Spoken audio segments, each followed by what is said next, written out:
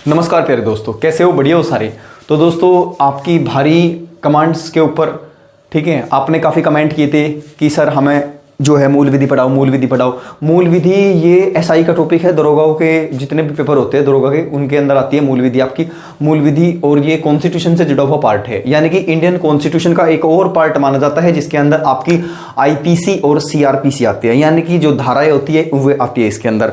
अगर हम बात करें आज वाले अधिनियम की, तो ये हम इन्हीं से स्टार्ट करेंगे। धीरे धीरे मैं सारे जितने भी एक्ट है वो सारे एक्ट डाल दूंगा, अपलोड करता रहूंगा, लेकिन आप ज़्यादा डिमांड ना करें, मैं अपनी तरफ से पूरी कोशिश कर रहा हूँ, ठीक है। जैसे कि आज हम पढ़ेंगे पॉक्सो अधिनियम। पॉक्सो अधिनियम यानी कि the protection of children from sexual offences, ठीक है। ये जो अधिनियम है, ये जो एक्ट है, ये बच्चों की सुरक्षा के लिए बनाया गया था, ध्यान रखना। ये जो पोक्सा अधिनियम है, ये पोक्सा अधिनियम बच्चों की सेफ्टी के लिए बनाया गया था, ताकि उनका शोषण ना हो, ठीक है, उनका यौन उत्पीड़न ना हो। ऐसे आपने देखा होगा जो छोटे बच्चे होते हैं, छोटे बच्चों के साथ में सेक्सुअलिटी बिहेव करना, ठीक है, ये जो जितनी भी चीज़ें हैं ये सारी की सारी इसी अधिनियम के तहत आती है, पोक्सा अधिनियम। और ये प्रोटेक्ट रखता है हमारे बच्चों को, ठीक है, यानी कि जो बच्चे होते हैं बच्चों को ये प्रोटेक्ट रखने का काम करता है। इसलिए इस अधिनियम को मानव संसाधन एवं विकास कल्याण मंत्रालय के द्वारा बनाया गया था 2012 में, ठीक है। आइए तो इसके बाद एक बार कंप्लीट विश्लेषण करते हैं। यहाँ पर लिखा है पोक्सो अधिनियम, POCSO। पोक्सो, पोक्सो की फुल फॉर्म होती है the protection of children from sexual offences, ठीक है। यानी कि जो सेक्सुअल ऑफेंसेस होते हैं, जो सेक्सुअल यानी कि जो लैंगिक अपराध होते हैं, उन अपराधों से बच्चों को बचाना, ठीक है, ये होता है आपका पोक्सो अधिनियम। इस अधिनियम को 2012 में बनाया गया था, इससे पहले भी इसके बारे में जिक्र था, ठीक है, ध्यान रखना। भारत ने यूएसए के बाल अधिकार संविदा, इंडिया ने कहां से अडॉप्ट किया था इसको? यूएसए के बाल अधिकार संविदा को स्वीकृति दी थी। इसके तहत 3 नए कानून बनाए गए थे, यानी कि जो पॉक्सो अधिनियम था, पॉक्सो अधिनियम से अलग भी 2 कानून थे। अब ध्यान रखना, ये थे जो यूएसए में बाल अधिकार संविदा थी उसको स्वीकृति दी थी इंडिया ने। और कब? इसी के तहत, यानी कि यूएसए के बाल अधिकार संविदा के तहत भारत में 3 नए कानून बनाए गए थे। पहला कानून था किशोर न्याय अधिनियम, यानी कि ये अधिनियम 2015 में बना था। इसको इंग्लिश में बोलते हैं जुवेनाइल जस्टिस एक्ट 2015, ठीक है। पहला कानून था किशोर न्याय अधिनियम 2015। दूसरा कानून था बाल अधिकार संरक्षण आयोग 2005, यानी कि national commission for protection for the child rights, ठीक है, अपने बच्चों को सुरक्षित रखना, ठीक है, वो उनका अधिकार है बच्चों का। उसके बाद जो नियम 3rd था, यानी कि तीसरा कानून जो था वो था यौन अपराधों से बालकों का संरक्षण, यानी कि पोस्को, POCSO, पोस्को अधिनियम 12। तो पोस्को अधिनियम जो होता है, यानी कि पोस्को एक्ट जो है, इसका काम क्या है? पोस्को एक्ट का काम है यौन अपराधों से बालकों का संरक्षण, संरक्षण बोलते बचाना, ठीक है। उसके बाद अब देखो, जो बच्चों की जो स्वतंत्रता है, यानी कि आदमी, यानी कि बालक शब्द किसके लिए यूज होता है मूल विधि में? बालक का मतलब है वो आदमी, बालक का मतलब है वो आदमी जो 18 साल से नीचे का हो, चाहे वो लड़की हो चाहे वो लड़का हो, ठीक है। बालक का मतलब क्या होगा? बालक का मतलब होगा एक ऐसा आदमी जो, यानी कि लड़का हो चाहे लड़की, जिसकी उम्र 18 साल से नीचे है, जिसकी उम्र 18 साल से नीचे है, उन सभी को बालक की कैटेगरी में रखा जाएगा, ठीक है। वो लड़का लड़की बाद में है, लेकिन पहले कॉन्स्टिट्यूशन की नजरों में, संविधान की नजरों में वो बालक है। तो इसमें जिक्र है आपकी जो धारा 2 है, धारा 2 में बालक की परिभाषा है, मैं बताऊंगा क्या क्या है, ठीक है।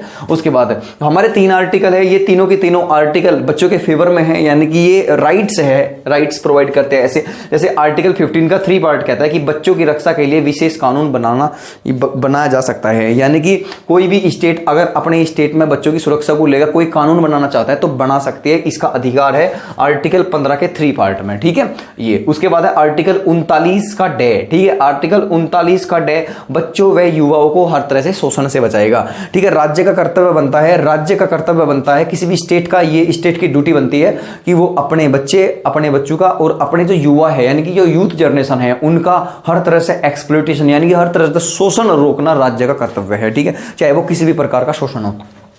उसके बाद है आर्टिकल, तीसरा जो आर्टिकल है आर्टिकल 39 का 6, आर्टिकल 39(6) पार्ट, राज्य बच्चों को समान अवसर और सुविधाएं प्रदान करेगा, यानी कि राज्य का कर्तव्य बनता है कि सभी जितने भी यूथ जनरेशन है, जितने भी बालक है, जितने बच्चे हैं, उन सभी को रोजगार, उन सभी को जो अवसर है, अवसर प्रदान करने का जो है उसका जिम्मा है, यानी कि जिम्मेदारी बनती है राज्य की।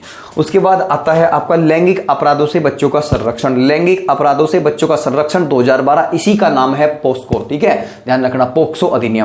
लैंगिक अपराधों से बच्चों का संरक्षण 2012, इसी का पूरा नाम है पोक्सो, यानी कि the protection of children from sexual offences.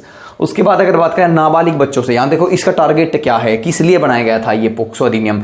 तो नाबालिग बच्चों से यौन अपराध करना, ठीक है, दुष्कर्म करना, छेड़छाड़ करना और पोर्नोग्राफी करना, ठीक है, ये इन सभी को रोकने के लिए महिला एवं बाल विकास मंत्रालय ने 2012 में पोक्सो कानून बनाया था, ठीक है, 2012 में पोक्सो कानून बनाया था। अब उसके बाद अगर बात करें, देखो इसको अप्लाई कब किया था इंडिया में, इसको लागू कर दिया था 14 सितंबर 2012 में। 14 सितंबर को आप चिल्ड्रन डे यानी कि बाल दिवस मनाते हैं, ठीक है, ध्यान रखना। 14 नवंबर है भाई शायद, ठीक है, हाँ, सितंबर की जगह नवंबर लिखो, 14 नवंबर बाल दिवस, ठीक है।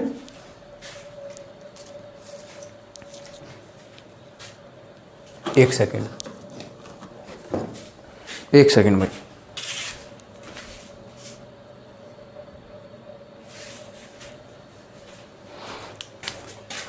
14 नवंबर 14 नवंबर 2012 को इसको लागू कर दिया था। अगर इसकी हम बात करें यानी कि पोक्सो एक्ट की बात करें तो पोक्सो एक्ट के अंतर्गत 9 अध्याय यानी कि 9 चैप्टर्स और 9 अध्याय और 46 धाराएं यानी 46 इसके अंदर सेक्शन है। आपने धाराएं तो पढ़ी होगी आज, जैसे कोर्ट वगैरह, जैसे कोर्ट सजा देता है कि आपकी जो धारा है, धारा 302 के तहत, धारा 117 के तहत, धारा 325 के तहत आपको सजा ये मिलती है, ठीक है, यानी कि जब कोर्ट में जो ऑर्डर देता है जज, तो वही वाली धाराएं है। ये इधर सारी धाराएं लिखी हुई है, इनको मैं सारू को एक्सप्लेन करूंगा। इन्होंने क्या कहा, इस यानी कि जो पोक्सो अधिनियम है, पोक्सो अधिनियम के अंदर 9 अध्याय यानी कि 9 चैप्टर और प्लस 46 धाराएं यानी कि 46 यानी कि 46 क्या है, सेक्शंस है यानी कि धाराएं है।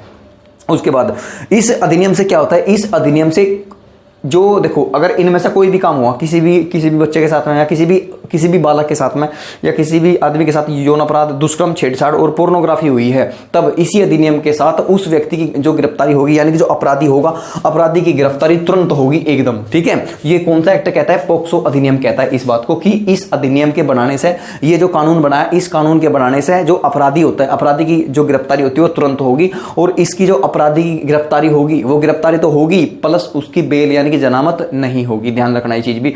उसके बाद में है अपराधी की तुरंत गिरफ्तारी होती है आईपीसी 1860 अनुसार, आईपीसी 1860 अनुसार सहमति से जो सेक्सुअल हैबिलिटी है यानी कि जो इंडिया के अंदर अगर बात करें तो सेक्स यानी कि जो सेक्स करने की जो एज है, ठीक है, ध्यान रखना यहाँ पे लिखा हुआ है, ठीक है, कि जो आईपीसी 8060 के अनुसार सहमति से सेक्स करने की जो आयु है वो 16 वर्ष से बढ़ाकर 18 वर्ष कर दी गई, ठीक है, यानी कि 16 वर्ष से बढ़ाकर 18 वर्ष कर दी। पहले 16 वर्ष मानी गई थी, उसके बाद अब 18 वर्ष कर दी गई है।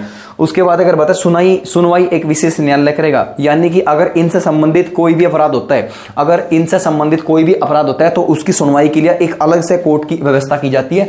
हाई कोर्ट और जो डिस्ट्रिक्ट कोर्ट होते हैं उनमें नहीं होता, उन्हीं हाई कोर्ट के अकॉर्डिंग ही राज्य का जो हाई कोर्ट होता है उसके अनुसार ही एक अलग कोर्ट बनाया जाता है और उसी कोर्ट में ये सुनवाई होती है, ठीक है। और मैं आपको बता दूं कैसे होता है वहां पे, अगर कोर्ट के द्वारा यानी कि जो स्टेट का जो हाई कोर्ट होता है वो हाई कोर्ट ही एक अलग से कोर्ट बनाने की व्यवस्था करता है और उस कोर्ट में जब बालक की गवाही लेते हैं तो गवाही लेते टाइम या तो वहां पर कैमरा होगा, ठीक है, या तो जो बच्चा होता है जिसके साथ में ये क्राइम हुआ है, ठीक है, या तो यानी कि जो पीड़ित है पीड़ित को बैठाया जाएगा, पीड़ित के सामने कैमरा होगा, ठीक है, आसपास कोई भी आदमी नहीं होगे, ठीक है, यानी कि एकांत में उसकी गवाही होती है, या तो कैमरे के सामने होगी, नहीं तो उसके आसपास उसके मम्मी पापा होते हैं। अगर उसके मम्मी पापा भी नहीं है तो फिर उसके पास में कोई ऐसा व्यक्ति बैठ सकता है जिस पे जो बच्चा है वो सबसे ज्यादा बिलीव करता हो, ऐसा व्यक्ति उसके पास बैठ सकता है।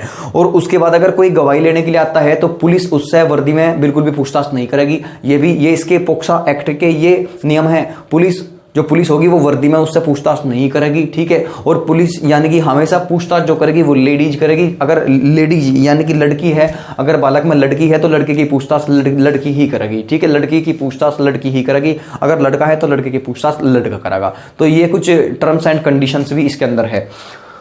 उसके बाद मैंने लिखा है बच्चों के यौन शोषण की जानकारी न देने पर, ठीक है, अगर किसी व्यक्ति को पता लगा, अगर किसी व्यक्ति को ये पता है कि इस बच्चे के साथ में ये अपराध हुआ है यानी कि इसका यौन शोषण हुआ है और वो उसके बाद भी फिर भी पुलिस को जानकारी नहीं देता तो उसको भी 6 महीने की जेल हो सकती है। इसकी जानकारी देना सही है, इसकी जानकारी देना एक तरीके से ठीक माना जाता है। और ये है कि अगर हम टाइम से जानकारी इसकी दे देते हैं तो आगे आने वाले जो अपराध है वो काफी कम इनकी संख्या यानी कि ना के बराबर होगी। हम जानकारी नहीं देते जिसकी वजह से अपराध का अपराध बढ़ते हैं। इसीलिए अगर किसी व्यक्ति को जानकारी है कि इस बच्चे के साथ में ये काम हुआ है, ठीक है, शोषण हुआ है इसके साथ में, तो हम उसकी जानकारी अगर पुलिस को नहीं देते, नज़दीकी थाने में नहीं सूचित कराते, तो उस पर हमें भी कितना कम से कम 6 महीने की सजा का प्रावधान हमारे लिए भी है। उसके बाद में है यहाँ पे वर्तमान पोक्सो अधिनियम में फांसी की सजा का प्रावधान। देखो हुआ क्या यहाँ पे 2012 तक, 2012 में इसमें केवल और केवल 20 साल की सजा का प्रावधान था। अगर कोई आदमी यौन अपराध, दुष्कर्म, छेड़छाड़ और पोर्नोग्राफी करता है, ठीक है, इनके अनुसार अगर कोई भी, यानी कि अगर पोक्सो अधिनियम में जितने भी अपराध है वो करता है, तो उसके लिए जो सजा है वो कम से कम 20 साल की सजा होगी, यानी कि आजीवन कारावास। पहले तो थी ये, लेकिन अब 2019 में क्या हुआ, 2019 में इसको चेंज कर दिया गया और इसी अधिनियम के तहत 2019 में इसी अधिनियम के तहत फांसी की सजा, ठीक है, वो एप्लीकेबल कर दी गई। तो यानी कि इसमें लिखा है मूल संविधान में फांसी की सजा नहीं थी, लेकिन अब फिलहाल फांसी की सजा है, ठीक है। यानी कि जो पोक्सो अधिनियम है, पोक्सो अधिनियम में फांसी की सजा अब है, ठीक। अगर कोई व्यक्ति ऐसा करता है, यानी कि घोर अपराध करता है, तो उसके लिए फांसी सब तक लास्ट है, फांसी उसको दे सकते हैं। उसके बाद अगर बात करें हम 2012 में जो ये अप्लाई हुआ था, ये पोक्सो अधिनियम जो 2012 में लागू हुआ था, ये पूरे के पूरे इंडिया में लागू हुआ था उस टाइम पे, केवल जम्मू कश्मीर राज्य को छोड़कर। लेकिन अब की अगर बात करें तो अब ये जम्मू कश्मीर में भी अप्लाई होता है, क्योंकि जम्मू कश्मीर अब भारत का हिस्सा हो चुका है, ठीक है, ध्यान रखना। उसके बाद में है वर्तमान पोक्सो अधिनियम में फांसी की सजा का प्रावधान है 16 वर्ष की बालिका से। अगर 16 वर्ष की कोई भी लड़की है, अगर 16 वर्ष की कोई भी बालिका है, उसके साथ में छेड़छाड़ होती है या फिर यौन अपराध होता है, उसके साथ में दुष्कर्म होता है, ठीक है, तो अगर ये होता है, तो अगर 16 साल की लड़की है, ठीक है, 16 साल तक हम एज किया है, 16 साल के बराबर है, तो सजा होगी 20 साल, ठीक है, 20 साल तक की सजा का प्रावधान है। और 20 साल की सजा को हम आजीवन कारावास बोलते हैं, यानी कि सारी उम्र जेल में सड़ना है, ठीक है। उसके बाद इसकी जनामत पर रोक लगेगी, यानी कि जो बेल होती है, जनामत जो होती है वो जनामत भी नहीं होगी, ठीक है, जनामत जब्त होती है, बेल नहीं होगी, ठीक। उसके बाद अगर बाल पोर्नोग्राफी का मतलब क्या होता है? बाल पोर्नोग्राफी का मतलब होता है अगर कोई भी बालक है, उस बालक की एडल्ट वीडियो शूट कर ले, ठीक है, उसकी कोई मूवी वगैरह बना ले, उसकी कोई वीडियो बना ले, ठीक है, एडल्ट वीडियो हो जो, ठीक है, ऐसी। तो उसके बाद फिर जो टॉर्चर करना, उसको ब्लैकमेल वगैरह करना, तो ब्लैकमेलिंग की तो अलग धारा होती है, वो अलग होती है ब्लैकमेल करना किसी को। लेकिन अगर बात करें बाल पोर्नोग्राफी की, तो अगर कोई भी किसी की भी एडल्ट वीडियो बना लेता है और उसको अपने फ़ोन में भी या अपने किसी भी सिस्टम में, किसी भी आईटी में रखता है, तो उस पर 3 से 5 साल की सजा का प्रावधान है। उस पर भी अगर मुझे पता लग गया, ठीक है, सपोज करो ऐसा होता है कि किसी आदमी की कोई वीडियो बना ली, ठीक है, किसी आदमी कोई वीडियो बना ली जो कि एडल्ट वीडियो हो, और उसके बाद में उसने चाहे ब्लैकमेलिंग करो या ना करो, और उस आदमी को पता लगता है जिसकी वो वीडियो है, तो वो क्या कहता है, अगर वो उसकी जानकारी नजदीकी थाने में सूचित करता है, तो वीडियो बनाने वाले पर 3 साल या 5 साल तक की सजा का प्रावधान है। वो 3 साल जेल में सड़ेगा वीडियो बनाने वाला, या फिर 5 साल जेल के अंदर सड़ेगा, ठीक है, ये ध्यान रखना। और 6 महीने में केवल केस क्लियर होगा, यानी कि जो पोक्सो अधिनियम होता है, इसकी जो केस क्लियर करने की जो ड्यूरेशन होती है वो लगभग 6 महीने से 1 साल तक होती है। 6 महीने में तो पोर्नोग्राफी की जो वीडियो होती है, यानी कि पोर्नोग्राफी का जो केस होता है उसको क्लियर कर देना होता है। और पूरा अगर पोक्सो की बात करें तो इसमें 1 साल के अंदर केस को बिल्कुल क्लैरिफाई करना होता है, बिल्कुल क्लियर, ताकि जो क्रिमिनल है वो भी जेल के अंदर पहुंचा दिया जाए और इस केस को भी एक तरह से पूरी तरह से फ्री कर दिया जाए, ठीक है। उसके बाद इसके अंदर यानी कि जो पोक्सो अधिनियम है, पोक्सो अधिनियम के अंदर मैंने बताया था 46 धाराएं है, तो इन धाराओं का जिक्र इधर है। इन धाराओं को पढ़ेंगे कि कौन सी धारा क्या कहती है। धारा 2 यानी कि सेक्शन 2 में बालक की परिभाषा, यानी कि बालक किसको कहते हैं। बालक, यहाँ बालक का मतलब है 18 साल से नीचे, चाहे कोई लड़की हो चाहे कोई लड़का हो, उसको बालक कहा गया। यानी बालक का जिक्र यहाँ से मेल फीमेल से नहीं है। बालक का मतलब वो आदमी जो 18 साल से नीचे है, ठीक है, 18 साल से कम जिसकी उम्र है उसको बालक कहेंगे। धारा 3 यानी कि सेक्शन 3 कहते हैं प्रवेशनल लैंगिक हमला। प्रवेशनल लैंगिक हमला यानी कि अगर कोई भी आदमी किसी भी बालक के साथ, अगर कोई भी व्यक्ति किसी बालक के साथ में क्या करता है, या तो वो यौन अपराध करता है, या दुष्कर्म करता है, या छेड़छाड़ करता है, या पोर्नोग्राफी करता है, ठीक है, इनके अंदर होने वाली जितनी भी एक्टिविटी है, फिर उसको घायल करता है, मारता वगैरह है, ठीक है, ये या शरीर के किसी भी अंग को चोट पहुंचाता है, तो उसको बोलते हैं प्रवेशनल लैंगिक हमला। और इस हमले के तहत कड़ी से कड़ी सजा का प्रावधान है, यानी कि धारा 3 कहती है प्रवेशनल लैंगिक हमला, ठीक है। ये जितनी भी सेक्सुअलिटी, जितने भी एक्शन होते हैं, इन सभी को करना, इनको बोलते हैं प्रोफेशनल लैंगिक हमला, जो धारा 3 बताती है। उसके बाद में धारा 4 यानी कि सेक्शन 4 क्या कहता है। सेक्शन 4 कहता है कि जो प्रोफेशनल लैंगिक हमला हुआ है उसकी सजा का प्रावधान जो है, उसकी पनिशमेंट का जो प्रावधान है, प्रोविजन है, यानी कि 7 साल की सजा। 7 साल की सजा कहां लिखी हुई है? 7 साल की सजा लिखी हुई है धारा 4 के अंदर, ठीक है। धारा 4 कहती है इसको 7 साल की सजा कम से कम। उसके बाद धारा 5 की अगर बात करें तो सेक्शन 5 कहता है गुरुतर गंभीर प्रोफेशनल हमला, यानी कि सेक्सुअल सेक्सुअल मेजोरिटी के लिए हार्मोन्स रसायनों का प्रयोग। अब एक देखो धारा 5 कहता है गुरुतर, गुरुतर यानी कि गंभीर प्रवेशनन हमला। इस धारा 5 के अंतर्गत कौन कौन आती है? धारा 5 के अंतर्गत आते हैं अगर कोई भी सरकारी अधिकारी है, चाहे वो आर्मी का अधिकारी हो, चाहे वो पुलिस फोर्स का अधिकारी हो, चाहे वो सशस्त्र सेना बल का अधिकारी हो, ठीक है, चाहे वो किसी भी एक क्राइटेरिया से जुड़ा हो, उसका कोई भी एरिया हो, सरकारी हो चाहे प्राइवेट हो, कोई भी अधिकारी हो, अगर कोई भी अधिकारी ऐसा काम करता पाएगा, अगर कोई भी अधिकारी ऐसा काम करता पाएगा तो उसके लिए सजा का प्रावधान जो होगा वो धारा 5 के अंदर होगा, यानी कि धारा 5 के अंदर होगा। ये इसी को बोलते हैं गुरुतर गंभीर प्रवेशनन हमला किसी भी सरकारी अधिकारी द्वारा, चाहे उसमें IAS PCS ही क्यों ना हो, ठीक है। ये उसके बाद है सेक्सुअल मैच्योरिटी के लिए हार्मोन्स रसायनों का प्रयोग। देखा होगा आपने जो लड़कियां होती है, ठीक है, जो छोटी बच्चे, काफी बार ये आपको एपिसोड्स में देखने को मिल जाते हैं कि लड़कियों को जो हार्मोन्स वगैरह के जो इंजेक्शन वगैरह है, ड्रग्स वगैरह है, वो दे दी जाती है, जिससे कि लड़की कम उम्र में मैच्योरिटी लेवल क्रॉस करती है, ठीक है। तो मैच्योरिटी लेवल पर जब वो आ जाती है, यानी कि माइंड तो उसका उतना ही हुआ, लेकिन जो बॉडी होती है, बॉडी काफी हेल्थी हो जाती है उसकी, तो इसका मतलब उसको अलग से ड्रग्स दी गई है, ठीक है, इस चीज के लिए। तो यानी कि सेक्सुअल मैच्योरिटी के लिए हार्मोन्स और केमिकल्स का प्रयोग करना, यानी कि आपको मेडिसिन वगैरह का प्रमोट करना, ड्रग्स वगैरह का प्रमोट, ठीक है, ड्रग्स वगैरह का यूज करना, इनको बोलते हैं हार्मोन्स और रसायनों का प्रयोग। अगर किसी बच्चे के साथ में ये ऐसा हो रहा है, किसी को ड्रग्स वगैरह दी जा रही है और किसी को हार्मोन्स के इंजेक्शन वगैरह लगवाए जा रहे हैं, तो ये भी एक क्रिमिनल यानी कि एक क्राइम यानी कि अपराध है, और इस अपराध के तहत जो सजा होगी वो कम से कम 20 साल की सजा मानी जाती है, 20 वर्ष की सजा का प्रावधान है, और ज्यादा से ज्यादा मृत्युदंड भी इसमें दिया जा सकता है, यानी कि मौत की सजा। यहाँ पे लिखा हुआ है धारा 6 क्या कहती है? धारा 6 कहती है कि धारा 5 का अपराधी जो होगा वो 20 वर्ष की सजा या मृत्युदंड का अपराधी होगा। धारा 5 क्या कहती थी? गुरुतर या गंभीर हमला। अगर कोई सरकारी अधिकारी किसी प्रकार का भी यौन शोषण करता है, या उसका जो है अगर देखा जाए जैसे रेप वगैरह होते हैं, ठीक है, ये होते हैं, और उसके बाद में दुष्कर्म करता है, छेड़छाड़, पोर्नोग्राफी, ऐसा कोई भी केस है और सरकारी अधिकारी करता है, तो सरकारी अधिकारियों के लिए कितना, कम से कम 20 वर्ष का सजा का प्रावधान है और मृत्युदंड भी है ज्यादा से ज्यादा। उसके बाद है धारा 7 लैंगिक हमला। अब देखो धारा 7 क्या कहती है? धारा 7 कहती है लैंगिक हमला यानी कि बॉडी को टच करना, ठीक है। अगर कोई व्यक्ति है तो समझना, एग्जाम्पल के तौर पे है, ये पढ़ाई को लेकर समझना, ठीक है, और आलतू फालतू चीजें नहीं दिमाग मानी बिल्कुल भी। अगर कोई व्यक्ति है और वो व्यक्ति किसी लड़की के साथ में छेड़छाड़ कर रहा है, यानी कि उसको टच करता है, ठीक है, कहीं पर भी बॉडी का किसी भी पार्ट को टच करता है, और टच देखो 2 तरह से टच होता है। एक तो जानबूझ के टच नहीं किया, हो जाता है टच, कई बार हमसे भी हो जाता है, हम जाते हैं तो लड़की से कंधे से कंधा लग गया, तो वो टच करना एक नॉर्मल टच करना हुआ। लेकिन ऐसे टच करना कि उसका जो इंटेंशन है, उसकी जो प्रतिक्रिया है, वो केवल और केवल सेक्सुअलिटी इंटेंशन है।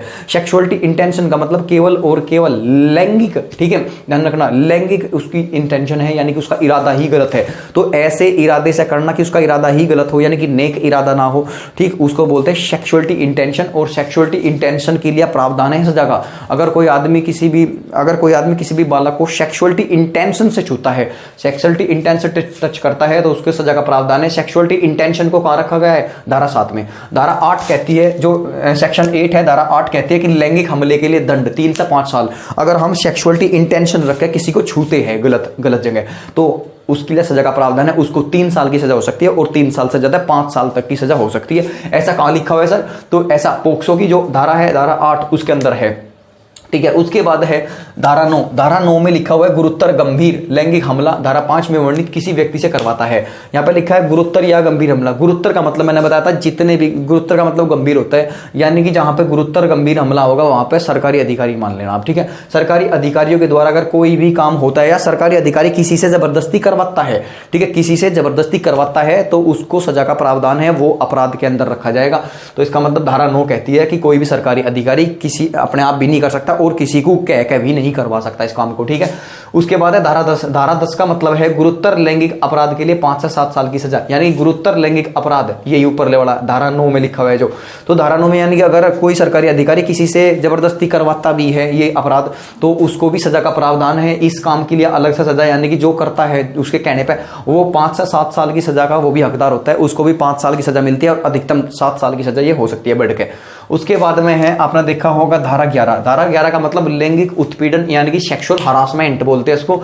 लैंगिक उत्पीड़न यानी कि सेक्सुअल हरासमेंट, गलत शब्द बोलना, ठीक है। अगर कोई व्यक्ति है किसी बच्चे की तरफ को या किसी बालक की तरफ को, बालक लड़का हो सकता है लड़की दोनों हो सकते हैं, अगर किसी बालक की तरफ को गलत शब्द बोल रहा है यानी कि एडल्ट वर्ड का यूज करता है, गाली वगैरह दे रहा, गंदी गंदी गाली दे रहा, उसके बाद में वॉइस गंदी गंदी आवाजें निकाल रहा, ठीक है। उसके बाद में अंग दिखाना, शरीर का कोई भी पार्ट अगर वो दिखाता है, ठीक है, ऐसा तो एडल्ट वीडियो दिखाना, एडल्ट वीडियो को पेश करता है, एडल्ट वीडियो दिखाता है किसी को। उसके बाद में अश्लीलता के लिए प्रलोभन देना यानी कि सेक्सुअलिटी के लिए उसको क्या करना, उसको लोभ वगैरह देना, लालच वगैरह देना, ठीक है, उसको बहलाना फुसलाना। तो ऐसी चीजों यानी कि इसके अंदर ये लिखा, ये इंपॉर्टेंट है बहुत ज्यादा है। धारा 11 यानी कि सेक्शन 11 क्या कहता है, ये सेक्शन 11 आजकल यानी कि ज्यादा से ज्यादा ये देसी इलाकों में होता है सेक्सुअल, ठीक है, सेक्सुअल हरासमेंट है। सेक्सुअल हरासमेंट की धारा 11 लगती है और धारा 11 के अंदर प्रावधान है सजा का ध्यान रखना, कोई किसी को गाली भी नहीं दे सकता, कोई किसी की तरफ को गंदी आवाजें भी नहीं कर सकता, कोई किसी को शरीर का कोई भी पार्ट नहीं दिखा सकता, एडल्ट वीडियो नहीं दिखा सकता, उसके बाद अश्लीलता के लिए प्रलोभन भी नहीं दे सकता यानी कि किसी को बहला फुसला भी नहीं सकता। तो इसके लिए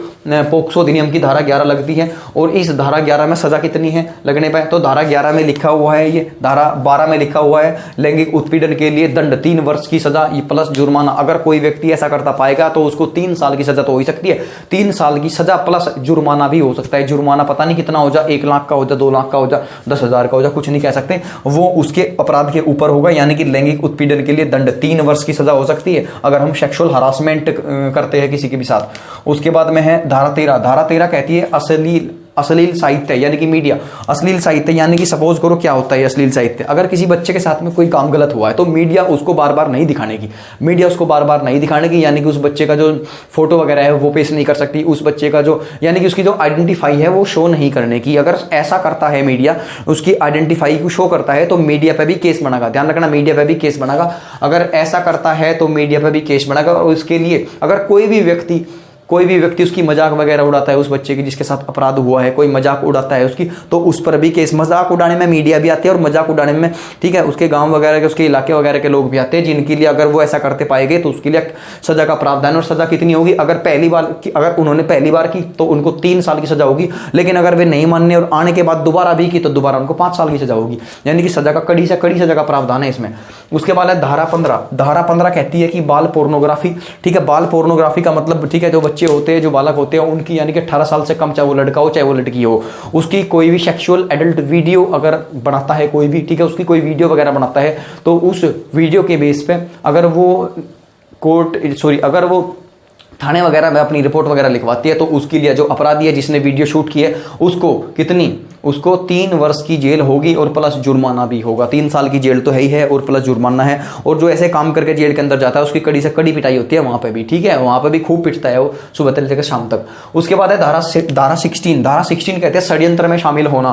धारा 16 कहती है षड्यंत्र में शामिल होना, यानी कि अगर 2-4 व्यक्ति है या 3-4 व्यक्ति है और उनका इंटेंशन ही गलत है, यानी कि उनका जो इंटेंशन है वो सेक्सुअलिटी इंटेंशन है, किसी भी लड़की के साथ में वो बदतमीजी करना चाह रहे हैं या फिर छेड़छाड़ करना चाह रहे हैं या रेप वगैरह करना चाह रहे हैं, ठीक है, ऐसा ये होता है गलत इंटेंशन, यानी कि सेक्सुअल इंटेंशन होता है। अगर उसमें कोई भी व्यक्ति इंक्लूड है तो उसको भी सजा का प्रावधान है। यानी कि षड्यंत्र तो रचाना, प्लानिंग तो उसने भी करी ना वो सब करने की, तो यानी कि जो प्लानिंग यानी कि षड्यंत्र में शामिल होना, ठीक है, उस पर धारा 16 लगती है षड्यंत्र में शामिल होना। और षड्यंत्र में अगर वो शामिल होगा तो सजा तो उसे मिलेगी, तो सजा का प्रावधान अगली धारा में यानी कि धारा 17 में।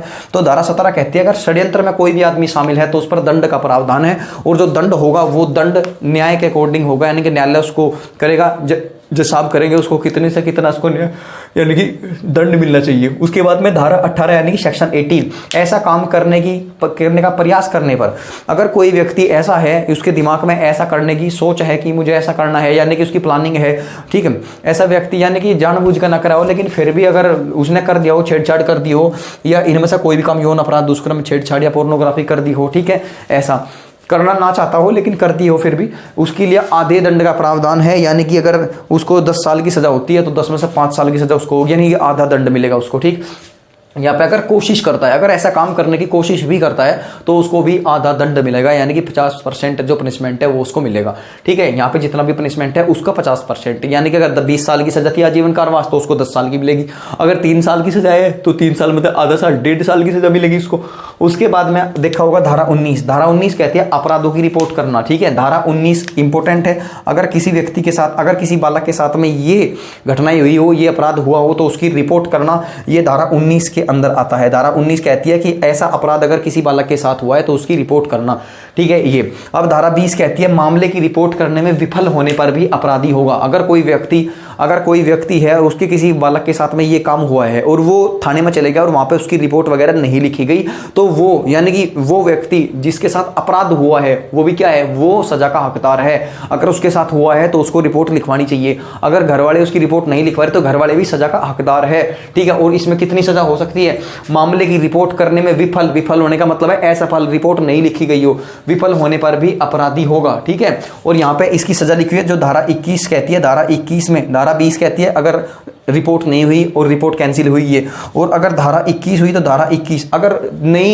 थाना सुनवाई कर रहा तो आगे जाओ, आगे सुनवाई करेंगे, लेकिन करनी ही करनी है, ठीक है, तभी तो अपराध रुकेगा ये। उसके बाद में धारा 21 का मतलब है विफल व्यक्ति को 1 वर्ष की सजा। यानी कि अगर कोई रिपोर्ट वगैरह लिखवाने के लिए गया और रिपोर्ट ना लिखी जाए और फिर चुपचाप अपने घर आके बैठ जाए, आराम से कोई एक्शन ना ले, तो उस पर भी कार्रवाई होगी, यानी कि उसको 1 साल की सजा हो सकती है और जुर्माना भी हो सकता है, ठीक है। उसके बाद है धारा 22 कहती है मिथ्या सूचना के लिए दंड, ठीक है। मिथ्या सूचना के लिए दंड, बालक सूचना दंड रहित। यहाँ पे कहा है अगर किसी बालक के साथ में कोई भी अपराध होता है, अगर किसी बालक के साथ में कोई भी सेक्सुअलिटी इंटेंशन के तरीके से कोई भी अपराध यानी कि कोई भी क्राइम होता है और उस क्राइम की जानकारी पुलिस को कोई बालक देवे, ठीक है, 18 साल से कोई भी कम व्यक्ति देवे, यानी कि चाहे वो लड़का हो चाहे वो लड़की हो, कोई भी उसकी जानकारी पुलिस को देवे, तो जो बालक जिसने जानकारी दी वो दंड फ्री, यानी कि उसको पनिशमेंट फ्री रखा जाएगा, उस पर कोई दंड नहीं लगाया जाएगा, नहीं उसकी कोई सजा मिलेगी, ठीक है, ना उसको कोई सजा मिलेगी। और अगर सजा नहीं मिलेगी यानी कि उसको बिल्कुल एक तरफ रखा जाएगा, उसकी जानकारी भी गोपनीय रखी जाएगी। उसके बाद में यहाँ पे मिथ्या सूचना के लिए दंड, अगर किसी के बालक के साथ में ये काम हुआ और वो उसकी जानकारी ना दे तो उसको तो दंड मिलेगा, प्लस अगर उसकी जानकारी कोई भी बच्चा आकर देता है या कोई भी बालक आकर देता है, बालक का मतलब 18 साल से कम एज का लड़का या लड़की कोई भी देता है, तो उस बालक को दंड रहित रखा जाएगा, यानी कि उसको कोई पनिशमेंट नहीं मिलेगा, उसको पुलिस ऐसे ही छोड़ देगी और उस पर कोई भी केस नहीं दर्ज हो सकता क्योंकि उसने हेल्प करी है एक तरह से पुलिस की। उसके बाद धारा 24 कहते हैं पीड़िता से पूछताछ, ठीक है। धारा 24 ये इंपॉर्टेंट है, ठीक है। धारा 24 के अंदर पीड़िता से पूछताछ कर सकती है पुलिस। ध्यान रखना, अगर कोई भी ऐसा बालक है यानी कि लड़का या लड़की जिसके साथ ये अपराध हुआ है, उस अपराध की अगर पूछताछ करनी है तो पुलिस करेगी पूछताछ, और पुलिस ये धारा 24 के अंदर पूछताछ करेगी। और धारा 24 के अंदर पूछताछ जब करेगी तो इसके अंदर मैंने बताया था कि पुलिस एक ऐसे कमरे के अंदर पूछताछ करती है जहां पे कोई नहीं होता, यानी कि कोई भी आदमी वहां नहीं होता, वहां कैमरा लगा रहता है, बस उसके साथ में उसके मम्मी पापा बैठे रहते हैं। अगर मम्मी पापा नहीं बैठते तो कोई भी ऐसा आदमी उसके साथ बैठता है जिस पे बच्चा सबसे ज्यादा बिलीव करता हो, सबसे ज्यादा यकीन करता हो, ठीक है। और उसके बाद अगर बात करी जाए, बिलीव तो हो गया, इसके बाद अगर देखा जाए तो पुलिस जो होगी वो बिना वर्दी में पूछताछ करेगी, यानी पुलिसिया वाली वर्दी नहीं होगी, ठीक है। सिविल ड्रेस जो होती है उसमें वो पूछताछ करते हैं ताकि बच्चा डरना घबरावे ना। उसके बाद में है धारा 28। धारा 28 कहते हैं विशेष अदालत की स्थापना। धारा 28 भी इंपॉर्टेंट है इस एक्ट की। इन्होंने कहा कि अगर किसी के साथ ऐसा काम होता है, अगर किसी भी व्यक्ति के साथ, किसी भी बालक के साथ ऐसा अपराध होता है, तो जो राज्य है, राज्य का कर्तव्य है कि उस बालक का जो केस है उसकी सुनवाई करने के लिए राज्य का जो हाई कोर्ट है वो एक अलग न्यायालय स्थापित कर सकता है, एक अलग जज, एक अलग कोर्ट और उसके अलग जज नियुक्त कर सकता है, ठीक है। उसके बाद है धारा 35। धारा 35 कहते हैं रिपोर्ट के 30 दिनों के अंदर सारे सबूत पेश करने जाने चाहिए और 1 साल में केस खत्म यानी कि फिनिश कर देना चाहिए। धारा 35 के अंतर्गत ये कहता है कि जिस डेट में केस यानी कि जिस डेट में रिपोर्ट लिखवाई गई है, जिस डेट में रिपोर्ट लिखवाई गई है उस डेट से 1 महीने तक के अंदर यानी कि 30 दिनों के अंदर जितने भी जो एविडेंस वगैरह थे वो सारे इकट्ठा कर ले पुलिस, और उसके बाद में यानी कि उन पर जब कार्रवाई हो तो कार्रवाई जल्दी से जल्दी हो जाए। 6 महीने में तो केस पूरा फ्री हो जाता है, लेकिन अधिकतम समय 1 साल लग सकता है। 1 साल में केस को फ्री करना होता है, यानी कि केस को बिल्कुल फाइनल डेस्टिनेशन इसको देना होता है। उसके बाद में अगर देखा जाए धारा 45। धारा 45 कहती है केंद्र सरकार इस कानून के प्रयोजनों को लागू करने के लिए राजपत्र में अधिसूचना द्वारा नियम बना सकती है, यानी कि अगर राज्य कोई नियम बनाना चाहता है तो राज्य इस अपराध के लिए कोई नियम बना सकता है। अगर राज्य अपना बना होगा तो ठीक है, नहीं तो केंद्र सरकार भी इन सभी चीज़ों पे अपना रूल और रेगुलेशन बना सकती है। कोई अन्य नियम अगर जोड़ना चाहे तो जोड़ सकती है, संशोधन करना यानी कि अमेंडमेंट करना चाहे तो कर सकती है, ठीक है। तो ये था आपका पोक्सो एक्ट, यानी कि अगर बात करें तो पॉक्सो एक्ट का मतलब है the protection of children from sexual offences, बच्चों को सेक्सुअल गतिविधियों से बचाना ही इस एक्ट का जो मेन उद्देश्य है वो है, ठीक है दोस्तों। तो अपनी कमेंट जरूर दे, ये कैसा लगा आपको, ठीक है। जानकारी के तौर पर लेना है इसको, ठीक है, क्योंकि जानकारी होना बहुत अच्छी बात है, जानकारी होनी चाहिए इन चीज़ों की भी। ये मूल विधि के अंतर्गत आता है, यानी कि अगर देखा जाए तो आपके दो पार्ट होते हैं, एक तो कॉन्स्टिट्यूशन आप पढ़ते हो संविधान, और दूसरी तरफ पढ़ते हो आईपीसी, सीआरपीसी और यानी कि धाराएं, ठीक है। ये तो ये मूल विधि का टॉपिक है। मूल विधि में ऐसे आते हैं। नेक्स्ट टॉपिक जो होगा वो होगा बाल विवाह, ठीक है, बाल विवाह प्रतिरोध कानून, ठीक है, बाल विवाह पढ़ेंगे। इसके बाद में बाल विवाह भारत में कैसे वर्जित है, कैसे बाल विवाह पर रोक लगाई गई है, ठीक है। तो बाल विवाह अगला टॉपिक होगा। दीजिए इजाजत, मिलते हैं कल नए सेशन में, तब तक के लिए नमस्कार, जय हिंद, जय भारत, वंदे मातरम।